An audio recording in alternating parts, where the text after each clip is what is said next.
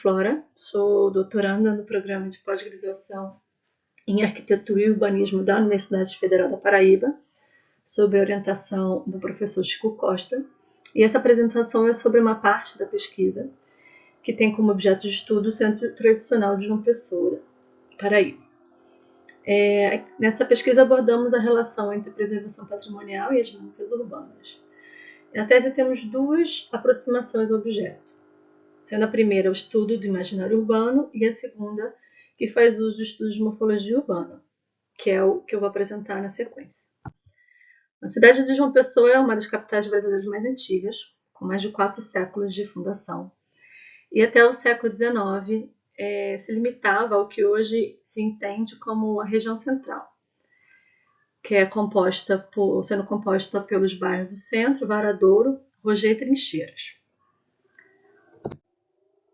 Começo aqui explicando que os desenhos dessa investigação se optou por utilizar o norte no sentido oeste. Assim, todos os desenhos a gente vai ter o rio Sanhauá na base do desenho, o que evoca um pouco a sua função portuária, a função portuária da cidade e também a direção em que ela foi crescendo, né? De oeste para leste.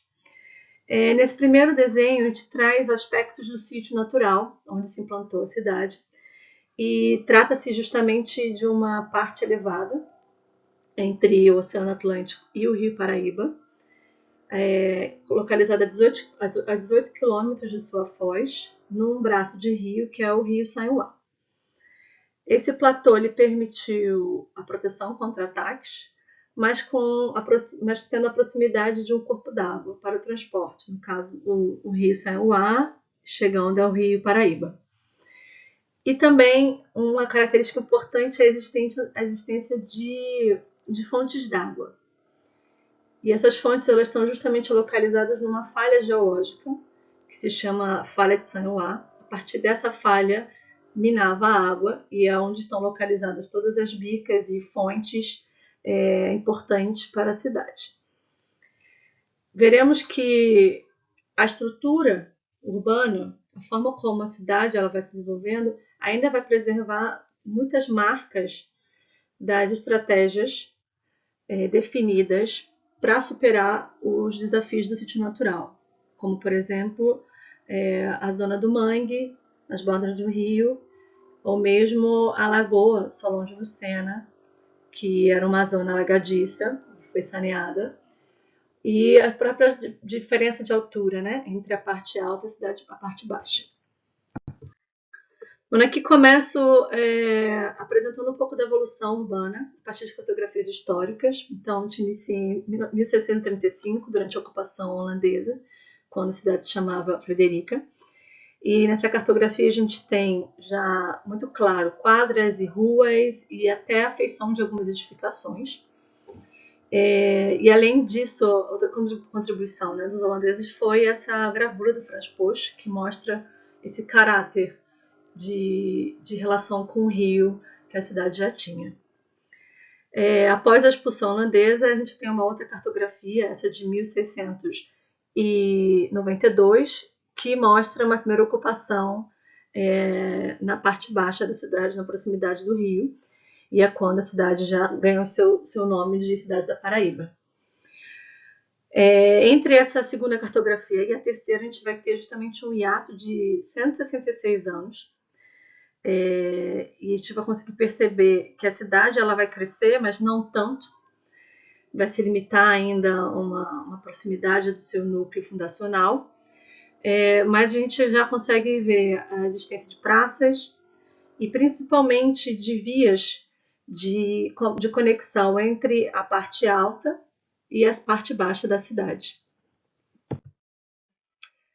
Uma segunda parte da evolução mostra justamente o crescimento dessa cidade, o saneamento da lagoa, a criação de uma avenida, a Avenida Epitácio, como forma de expansão da cidade em direção a leste. Então, pouco a pouco, essa cidade ela vai crescendo, né, como a gente vê na cartografia da década de 50, em direção ao mar, em direção à praia, e vai lentamente abandonando e despovoando o seu núcleo fundacional, E esse centro ele vai assumindo, né, essa área vai assumindo um papel de centro urbano, concentrando comércios e serviços. Então, como síntese dessas intervenções e processos urbanos, eu gostaria de destacar duas importantes.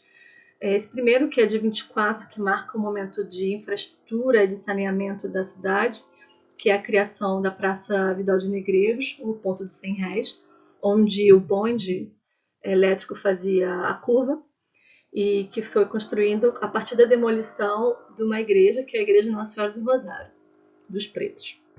E a segunda intervenção, que é a intervenção mais drástica, que é a criação de viadutos, né? Esse centro, essa área antiga, ela vai ser rasgada por um binário de viadutos para conectar a Lagoa Solon de Lucena com o bairro do Varadouro. Inclusive, o viaduto passando por cima de uma rua muito importante, que é a Rua da Areia. Bom, e aqui a gente tenta abordar esse espaço consolidado a partir da morfologia urbana. Nesse mapa de figura, a gente consegue ver características desse parcelamento e da densidade. O processo de expansão e renovação urbana gerou diversos formatos de parcelamento, onde parcelas coloniais foram remembradas, gerando lotes maiores. Mas também temos uma expressiva permanência de parcelamentos e tipologias coloniais.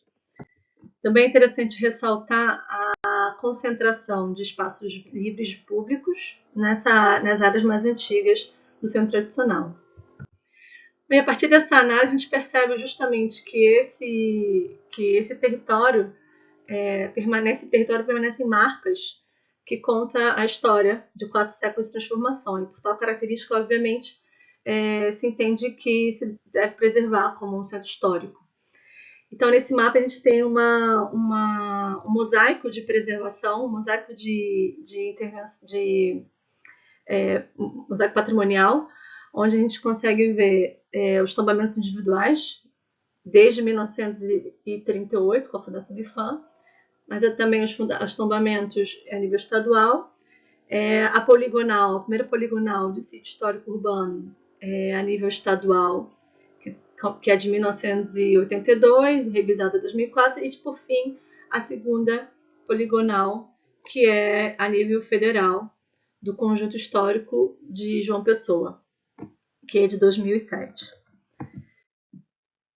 E um dos valores indicado justamente nessa preservação, nessa indicação a nível nacional, é o traçado urbano, né, que além de resistir às transformações, né, que todas as cidades brasileiras passam no século XX, ela cumpre ainda funções contemporâneas.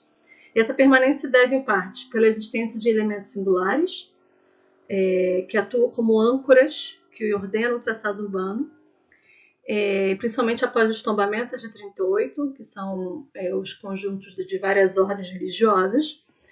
Mas também outra característica importante é a topografia, que gerou uma solução que conecta alto e baixo a partir de ladeiras retilíneas e íngremes, principalmente as vias mais antigas, como a ladeira de São Francisco e a Borborema. Então, agora o nosso próximo passo é justamente desenvolver elevações, desenvolver desenhos que tratam essa relação alto e baixo, que foi indicado como um valor importante, que é justamente o de amplidão da paisagem. Bom, para finalizar, temos aqui nossas referências e expresso meus agradecimentos à FAPESC, à CAPES-Print e ao meu orientador, e disponibilizo aqui os nossos contatos para eventuais contribuições. Obrigada.